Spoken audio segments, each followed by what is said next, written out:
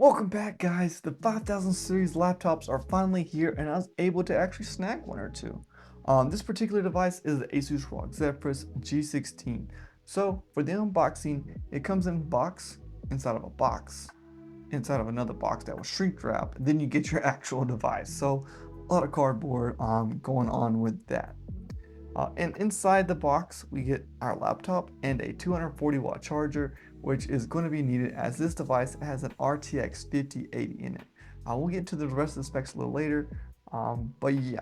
So for the laptop, I have the Eclipse Gray.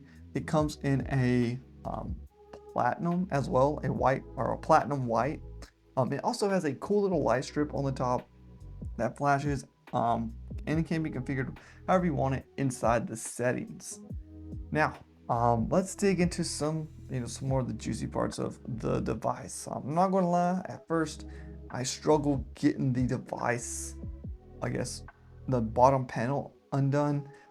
There are actually two screws under the little feet, and if you don't, and you start yanking it like I did, it makes the most horrible ripping sound you could like kind of possibly even imagine.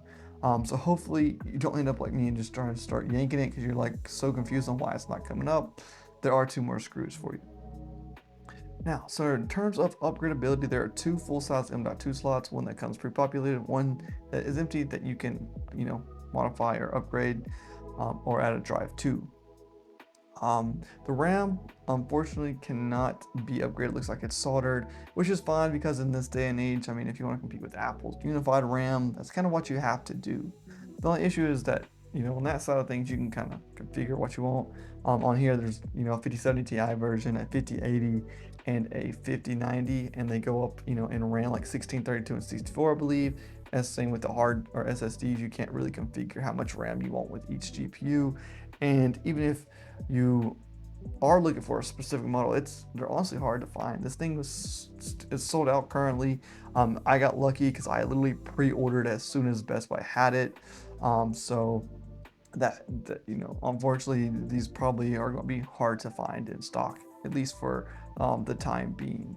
So let's get this thing booted up and set up. And while I was doing this, don't get me wrong, I like the cool little logo animation for those that dare. But the rest of the setup's kind of annoying, mainly because Windows and Joe, you just can't create a username and password. You have to, like you can in Mac or even Linux, you can just create a username and password and set up a connected account later. Here, if you don't have one, you have to create one and sign in. So that is just annoying because I don't want to sync my OneDrive to every device I sign in with that's Windows, right? So without jumping through hoops, I'm sure there's some sort of way, maybe if I did it offline, which is annoying because then it asked me to connect to the internet first. So, maybe there's a way. I didn't want to have to do that because your average everyday user isn't doing that, but that's just, sorry, I had to rant about that. Now that we have the device set up, let's get into the specs. So this beast has the Intel Core Ultra 9285 with 16 cores. And that has 6 performance cores, 8 efficiency cores, and 2 low power efficiency cores, which is just to handle the device in low power state instead of draining extra battery. Has 32 gigabytes of LPDDR5X RAM running at 7,467 megatransfers. And the RTX 5080 that is fitted in it is a 120 watt with a ROG boost of the GPU frequency of up to 1550 megahertz, which, to give some comparison, the full-fledged 5080 can draw up to 360 watts and can boost the memory or frequency to 2617 megahertz. So definitely be interesting to see some of the tests and some of the performance difference between the actual 5080. Stay tuned for that because like I said, I'll be testing, comparing against a full-fledged 5090 laptop, a full-fledged 5080, the MacBooks. So definitely subscribe if that's something you're looking for, and if you want something of that nature tested, be sure to comment that, and I'll do my best to include that. And finally, it has a 90 watt hour battery, so nice beefy battery to have in the device.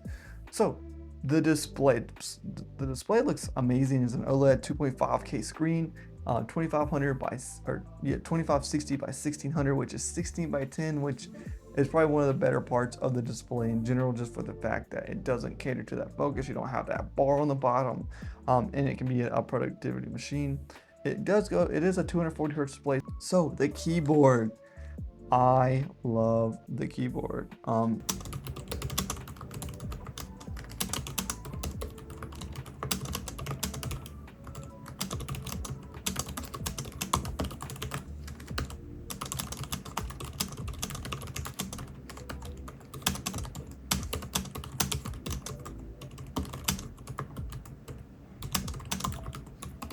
Don't get me wrong, it's not a MacBook keyboard by any means, but it's good. It's great. Um, Another thing that I like is the trackpad. It's massive. I love the way it sounds and feels, but the caveat to that is I don't like how the like top 10%, top 15% of it isn't really clickable unless you're really pressing. So if you're coming from a MacBook and you're just kind of used to clicking where your fingers say you went from like bottom right to top left and you want to click on the top left, you can't. So it kind of sucks. But if you really I'm sure you can train your brain to just slide it down a little bit and click. It's just something that I noticed, especially setting up the device and just doing some casual web browsing at first and getting this thing really set up. So yeah, I wouldn't be too concerned about that. Oh, almost forgot to mention support. So on the left hand side, we have the rectangular connector that is the Asus proprietary charging port. We have an HDMI 2.1, which I believe can do 4K 240 hertz because it is the full 48 gigabyte bandwidth. So if you want to hook up an external monitor and try to push it that way, you feel free to do that. Below that, we have a Thunderbolt forward port, which sucks to see that it's not Thunderbolt 5, considering that MacBooks are, obviously always trying to one up the Windows devices. But Thunderbolt 4 port supports display and power delivery, so you can charge your device up to 100 watts over, so like if you have a dock or something. So, be aware that you're probably going to be losing battery if you're actually utilizing the GPU. Then we have a USB 3.2 Gen 2 Type A port and a headphone microphone combo jack. Now, on the right side, we have a USB 3.2 Gen 2 Type C port, which supports display, power delivery, and it says G-Sync, which I'm confused that the other port didn't support G-Sync. So let's assume that the site was wrong or there was a typo and that it also supports G-Sync on there. Because, it's an NVIDIA GPU, so, it should either way. And then we have another Type A port and a full-size SD card reader. Now the camera is a 1080p with Windows Hello.